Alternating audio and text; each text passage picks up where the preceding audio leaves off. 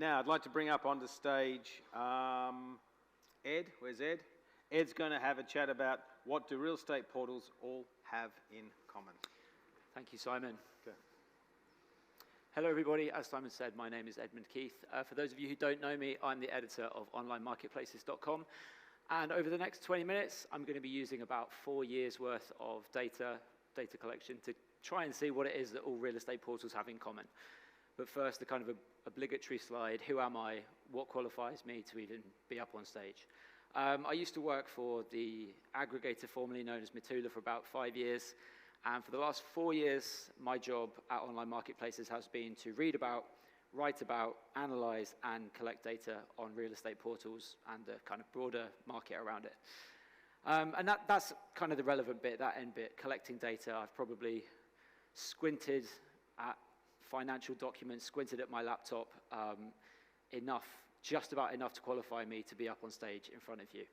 I have a lot of data, very messy data, and I think basically that's what we're going to use today to try and form brand statements. So what I'm going to be doing with the data today is formed around this quote from a guy called Martin Neumeier, who is somebody who talks about branding. If enough people have the same gut feeling about you, you have a brand. The idea is we take my data, we try and form some generalizations, things that real estate portals have in common, and get to some brand statements at the end, right? Before we do that, though, we need to address the elephant in the room, which is that word generalizations, which I know people hate. Actually, Jonathan mentioned this the other day. It's really difficult to compare real estate portals. They don't all report in the same way. It's very frustrating when you have a spreadsheet and you have to put little notes on it all the time. None of what you're about to see is empirically, scientifically tested. And if you want to come up and find me afterwards and tell me I'm wrong, that's absolutely fine. But I think generalizations actually can be very useful, especially in our industry, which is very local. If I'm being rude, I'm going to call it maybe parochial in outlook. Sorry for the slightly odd formatting. They made me change it from Data Studio to PowerPoint last minute. Why do I say that real estate portals and real estate portal industry in general is parochial, and why do I have the number of press releases in my inbox from the 2 leading real estate portals where I live in Spain? I'm kind of compulsive with collecting data. I couldn't really tell you why I started collecting the number of press releases in my inbox, but actually they illustrate quite a good point, I think. There are a lot of them. Real estate portals are very intensely focused on what's going on locally. It makes sense for them. And it would kind of stand to reason, I guess, that they don't always pay that much attention to what's going on around the world. So real estate is a very kind of, like we said, very local business. And I think nothing illustrates that better than portals. One of those portals, everybody uses them as their example. This is Rightmove. Malcolm actually said the other day that it was 50% organic traffic. The boss of Rightmove in a capital markets day recently said, and I went back and checked it, he did say this, that Rightmove's traffic, Rightmove had, he said, 2 billion visits last year, and of that, 85% was direct. That's incredible, right? 85% direct traffic, if it's true. We'll check it again afterwards. The point is that Rightmove has an amazing brand, right? An amazing brand. You'd struggle to find any business in the UK with better, like, a better direct traffic percentage or whatever, right? Another cliche, another slide that everybody uses. By the way, we're thinking of starting Property Portal Watch bingo. When people say things like adjusted EBITDA profitable, tick, that's a bingo card. When people say we underestimate how much technology will change us in the future, that's a tick on the bingo card. And this is a tick on the bingo card. Everybody uses Rightmove's ARPA and profit metrics, and I'm no different. Real estate portals, as a generalization, for some of us, we think real estate portals are very profitable, right? And they can even defy gravity. This is kind of mad. This is Rightmove's profit plotted against the number of houses sold in the market in the UK. It's defying gravity. The houses sold are going down, Rightmove's profits are going up. Another example, when you get to this level, the generalization, at least from outside the industry, I think, is that, yeah, real estate portals are like some of the most profitable companies that you can think of. This is Hemnet and their average revenue per listing. It's tripled in 3 years, right? But not everybody makes all that money. For all the Hemnets, for all the Rightmoves, there's there's actually a lot of churn, a lot of unreported churn. I have a spreadsheet with 953 real estate portals on it with a lot of different fields. It's quite difficult to keep that spreadsheet up to date. I try and do it. The last time I did it was about 18 months ago. I actually did it again about a week ago to see, are these portals still in business? What's the churn since I did it 18 months ago?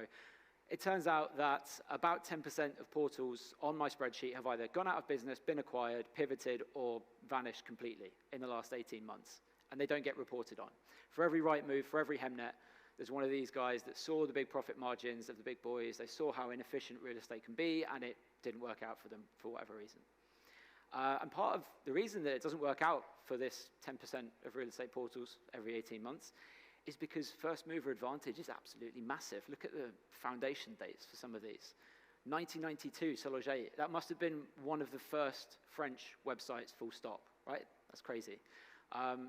Just as a kind of interesting exercise, I went through kind of the top 50 brands in real estate and worked out the median foundation year. It was 2006. So all of these businesses that we base our generalizations on, or some of us do, they were founded 20 years ago. And they're still led, a lot of them, by their founders. This is from some data. Actually, I'm going to move to this side of the screen so you can see this stuff. It's from some data we collected in 2022. We found that about 40% of leading real estate portals around the world are still led by their founders on a day-to-day basis. And surprise, surprise, a very depressing slide here. Most of them are male. While we're on problems that I think the industry has, one of those, as a generalization, is UX features and technology adoption. I looked through about 650 real estate portals back in 2021 to see which features are quote-unquote standard on real estate portals. It was a bit of an eye-opener, and it was even more of an eye-opener when I went back and repeated the exercise late last year and found that actually some of these features seem to have gone backwards in terms of their adoption. There is definitely some tech skepticism in our industry, for sure. This is from a questionnaire that we put out late last year. We basically put out some statements, and people would tell us which they agreed with. Virtual tours are great. 35% of people in the industry think they're great. But 18% think that they are a fad that even a big company like Matterport can't make work, right? So there is definitely some tech skepticism out there. But there's also a lot of contradictions, and there is some hope. This is from a study we did in 2022 with our friends at the virtual tour provider iSpy360. We analyzed whatever it is there, 18.5 million listings over 6 months, the upshot of which is about 10% of listings on real estate portals. I think there were about 28 real estate portals we looked at. About 10% have a virtual tour, which is quite good, and it went up over time. And it was especially encouraging that places like Brazil, which we think of as developing markets, were like among the highest on that. There is actually one set of technology that real estate portals don't seem so skeptical about. It's AI. We've all been talking about it. I've been tracking every announcement, every press release that they've been at least telling us about. And, well, January 2023, about the same time that all of you started putting AI expert in your LinkedIn profiles, real estate portals started doing the same, started coming out with a load of AI announcements, at least. As for what they're doing, or what they're telling us they're doing, most of it's for end users for now. And for now, they seem to be in an experimental phase. There's no one application that they all absolutely have to have. They're experimenting, seeing what sticks. And speaking of experimenting and seeing what sticks, real estate portals are famous for experimenting with this, adjacent revenue streams. We did a study in 2022, looked at all the portals on my spreadsheet to see which adjacent revenue streams they're into. Two big conclusions from it. On average, real estate portals are into 3.3 adjacent revenue streams. And usually what they do is they don't go very deep. They will sign a partnership agreement, build a landing page, sit back and collect either revenue share or commission or whatever, right? They don't tend to acquire. As for which adjacent revenue streams are into, no prizes for guessing that mortgage is the most popular, represented there by the size of the tiles. As for mortgages, again, a generalization, the jury's kind of still out on mortgages, right? These are the profit margins of several mortgage businesses from real estate portals. Since I made this slide, actually, Domain has pulled out of its mortgage business. Zillow and Redfin no longer tell us how unprofitable their mortgage businesses are. Lastly, on mortgages, by the way, this is from that questionnaire I mentioned. By the way, the questionnaire, 80% of people who filled in the questionnaire told us they work for a real estate portal. So half of the industry thinks that portals will never make good money from mortgage. Kind of interesting. The other thing that the industry seems to be split on, that was quite interesting when we did a study on this last year, is FSBO listings, for sale by owner listings. I went through, again, all of the portals on my spreadsheet well, you can kind of see what the division is here. It's developing markets, FSBO listings, okay. Mature markets, maybe not so much. And actually, the attitudes are fascinating. Latin America, FSBO listings, fantastic. They make good money from them. France, places like France, not so much. Some of you will have read that Seloger in France recently allowed FSBO listings on its portal for the first time, and agents went absolutely crazy. But yeah, in developing markets, not a problem. Speaking of the differences between developing and mature markets, one of the big differences is who owns them. This is from a 2022 study that we did. As you can see, real estate markets or leading real estate marketplaces in developing markets are twice as likely to be owned by a foreign interest. Actually, real estate portal ownership is a really interesting subject. Oh, it is for me anyway. About 35% of the real estate portals in the world out there are owned by a specialist real estate vertical operators, so domain, for example. About 28% owned by classifieds operators, so think, I don't know, Adevinta, for example.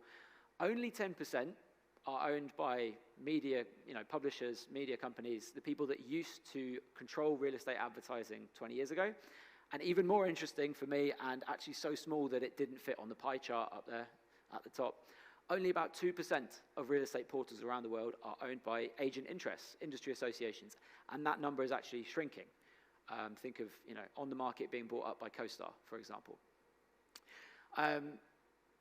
What was also interesting from that study is that it doesn't seem to be a correlation between who owns you and whether you're a market leader. I'll be honest, I was expecting the real estate vertical specialists to have a much higher incidence of market leadership when I crossed the ownership data with the market leadership data. Turns out there doesn't seem to be a correlation. You can be a leader whether you're owned by a venture capital company, privately owned, classifieds operator. It doesn't seem to matter. There's no correlation. Where there does seem to be a correlation is between real estate portal market leadership and price transparency. This slide here is from, it actually reminds me of a really boring time in my life. I looked through, I think, 600 real estate portals around the world and tried to work out what their business model was and what their pricing was. And it was incredibly difficult. All of you out there are very, very opaque with your pricing. It was a very boring month for me. We didn't get particularly strong conclusions from it, but what we did get was that about 70% of real estate portals do not make their pricing or their business model even clear for someone just looking, right? And that actually goes up to 80% when you filter just for market leaders. The other conclusion we got from that was that about 3/4 of real estate portals around the world make some kind of money from showing some kind of content at the top of their results pages, sorry. We'll come back to that at the end. Just while I'm being a bit cynical on the industry, I like to be cynical. This is my favorite slide. This is from the questionnaire that I mentioned earlier. Which group is more important, end users or agent customers? Now, in my line of work, I have to read a lot of PR from real estate portals, and sometimes you can kind of predict what they're going to say. They all have this line: we at Portal X, we love our agents. We would never do anything to hurt our agents, blah, blah, blah. I'm sure you all know the line. I'm sure some of you in here have actually had to say that line. Well, it turns out, when no one's looking, most of you don't believe that line. Most real estate portals actually prefer your end users over your agent customers. So that's about 4 years of data collection, highlights of it, summarized. What does it mean? Where does it leave us in terms of things that these companies have in common? Well, as somebody who has probably looked through more real estate portals than anybody else in the world over the last 4 years, not a brag, by the way, it's quite boring, I can tell you that real estate, all of these businesses are marketplaces where people do go to look for a new home. So tick, that's a brand statement. They do more or less all have filters for now. That might change. We've been hearing about the future of search, and maybe it doesn't involve filters, but for now, these are websites. They are marketplaces. They do have filters. Pretty much all of them send leads to agents. It kind of depends on, you know, how you define a real estate portal, where you draw the lines, but we'll say that's a tick as well. But after that, we run up against caveats, we run up against rule-breaking examples, and it just becomes really difficult, right? So, yes, as a generalization, we think that real estate portals are these massive brands, and, you know, sometimes they don't exist when you go over a border. I'm sure if you went to, you know, in the UK, everyone knows Rightmove. If you go to France, I'm sure probably not that many people know Rightmove, right? We think that they're brands that only exist in one country, but that's not always the case. Idealista, for example. We have this generalization, or many of us have this generalization, that real estate portals are really profitable, and some of them absolutely are. I was just reading before that Rightmove is something like the 10th most profitable real estate portal on the FTSE 100 index. Real estate portal, 10th most profitable company on the FTSE 100 index per employee, right? It's pretty impressive. But most of them are probably operating at a loss, if we're being honest. I have the generalization, and I'm guilty of putting it out there, that you're all a bunch of Luddites and that you don't adopt technology. But actually, if I'm being honest, I've got to give some product managers out there credit. There are some really cool things being built out there on real estate portals. We found that about 3% of real estate portals do have some kind of search by travel time. About 12% of them let you search by points of interest. So yeah, there are some cool things being built out there, and I don't want to tar everybody with the Luddite brush necessarily. Actually, what it comes down to, the thing that they all have in common is that they don't always have things in common. Everything's different between markets. Agent commission can be different. You know, the party paying the agent can be different.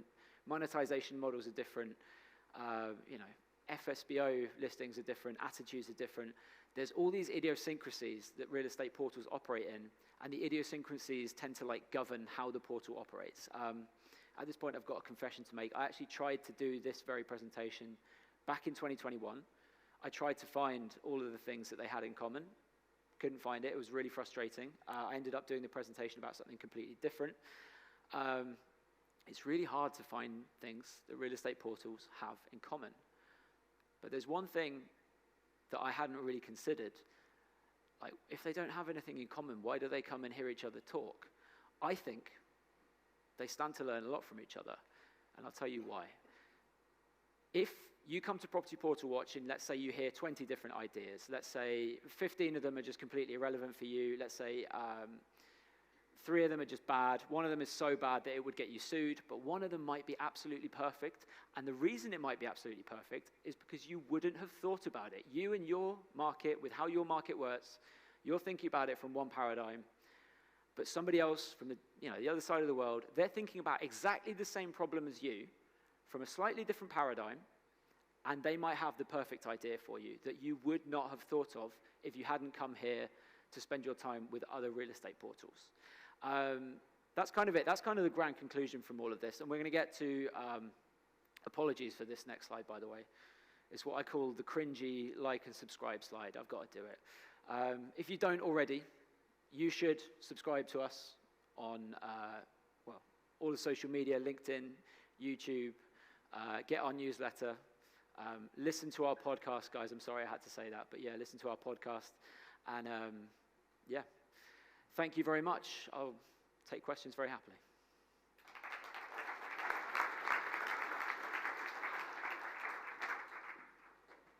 Thanks, Ed. Sorry we've bored you so much for the last few years. No, I choose to do it. Okay. Why, here, bring the questions up. Wrong questions. Try to get the actual right session, thanks.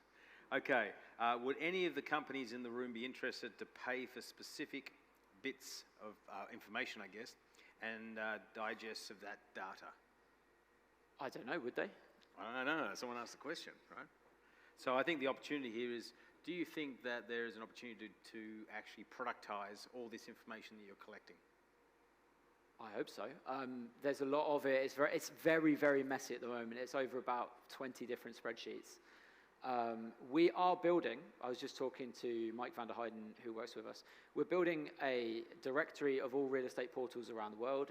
How much of what's on the spreadsheets we make public might be up for debate, but yeah, I like to try and make as much of what I've got public as possible, but you know, maybe it could be, yeah, maybe some of the more like sensitive stuff could be behind a paywall, I don't know. Okay, what's your number one piece of advice for portal businesses based on all the data you've collected over the years? That's a good question. I was actually, this is nothing to do with the data, this is more to do with, you know, I have to interact with a lot of, you know, PR and all the rest of it.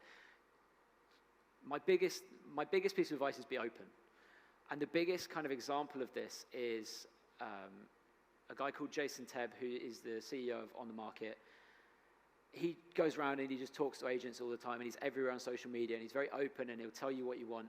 And the agents absolutely love him for it, because that business was hated by its agents, even though it was an agent-run business, when they had a CEO who wasn't open, who wasn't honest, who didn't bother, you know, you couldn't get him to do an interview or whatever. New guy comes in, completely different attitude, his face is everywhere, he's a nice guy. Just be nice, be open. It's a very simple piece of advice, but from my point of view, it seems to me a very obvious piece of advice that not everybody takes. Okay, and fully engage with your audience, both on the consumer side and the advertiser side. Okay, and last question is, the core value proposition of a portal has to be all the listings in one place. Isn't that the ultimate common denominator? That's actually very good. I hadn't thought of that, but yes, that is a very good ultimate common denominator. Although, all the listings in one place doesn't guarantee you anything. I, like a lot of people in this room, used to work for Matula Group. We had all the listings all in one place in I don't know how many markets. Didn't necessarily mean that we were the #1 destination. Yeah, that's an interesting question, actually. Yeah, that maybe is something that they all need to have in common. Okay, you might be a little bit more bored analysing that one. Yeah, maybe. Okay. Anyway, Ed, thank you very much, and thank you for sharing your thoughts. Thank you, Simon. Okay, thanks.